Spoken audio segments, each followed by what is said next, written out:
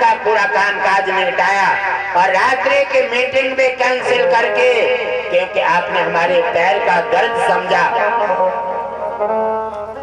उन्होंने कहा, हे गुरुदेव, इसलिए आकर के धरती पर देवता भगवान विष्णु और आकर के सभी परीक्षा लेते हैं। हम भक्तों को बार बार बताते हैं कि कहीं परीक्षा में निष्फल मत हो और कोई कष्ट आ जाए, किसी पर दिक्कत है, भरपूर उसकी मदद करें। वो तुम्हारे साथ साथ दे या न दे, उसके कष्ट में अपना साथ दे दें और कभी भी उससे बदला लेने की कभी भी कोशिश ना करें, क्योंकि धरती पर किसी समय देवता भगवान विष्णु आकर के कभी भी किसी न किसी रूप में अपनी परीक्षा ले लेते हैं।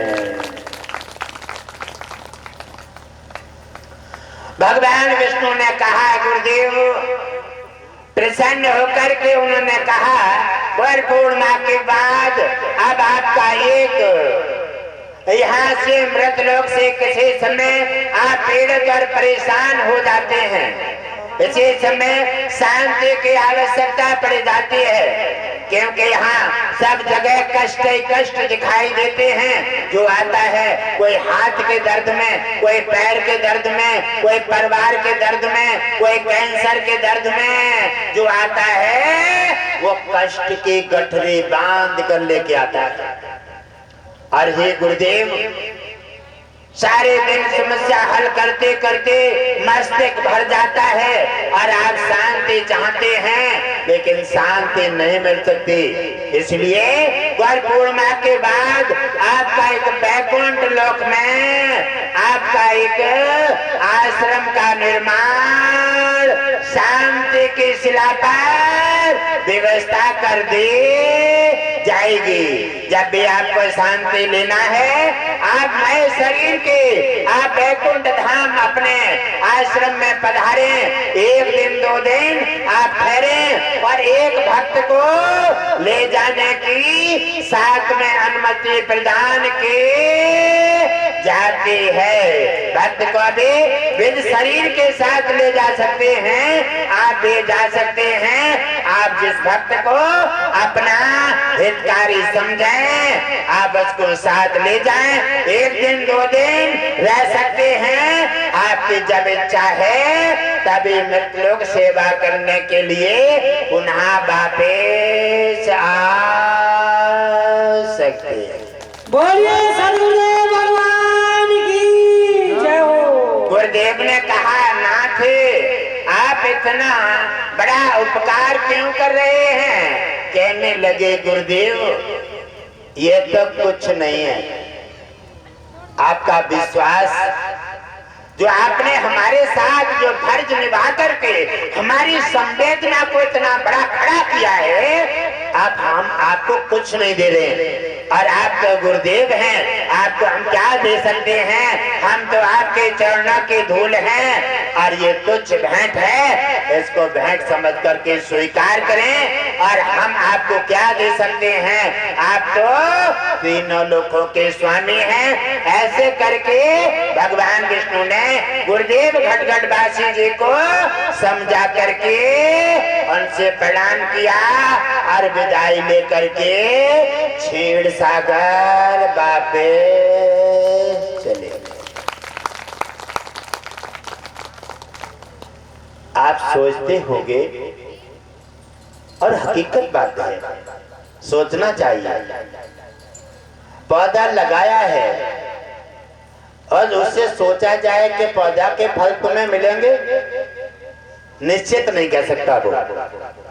कहा जाए कि बेटा को तुमने जन्म दिया है, इसकी कमाई मिलेगी, कहने लगे इसका कोई भरोसा नहीं है। हम पाल रहे हैं, अपना फर्ज निभा रहे हैं, कमाई खिलाएं या फिर धक्का मार के बाहर निकाल दें, कोई भरोसा नहीं है, कोई भरोसा नहीं है। इसलिए पौधा का भी कोई भरोसा नहीं है कि तुम्हें फल मिले या न मिले।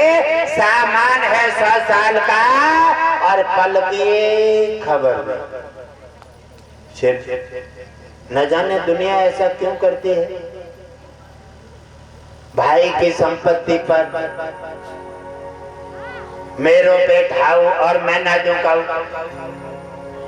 ऐसे जोर के रखते हैं। इतना प्रेम करते हैं पैसे से, माँ को नहीं दें, माँ से लड़ जाए, भाई से लड़ जाए, पिता से लड़ जाए और पड़ोसी से लड़ जाए और सारी जगह से बेईमानी धमपटाई करने में एक व्यवहार बना ले।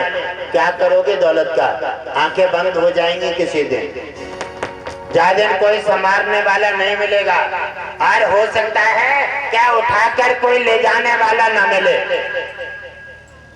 अरे ये संपत्ति कौन बरतेगा इसका भी कोई पता नहीं है, क्या उसको सही जगह लगाने वाला भी न मिले, लेकिन फिर भी नहीं मानते। सामान 100 साल का है, पल की खबर नहीं। तो भगवान विष्णु कहते हैं ऐसे रखवाले होते हैं, वो खा नहीं सकते।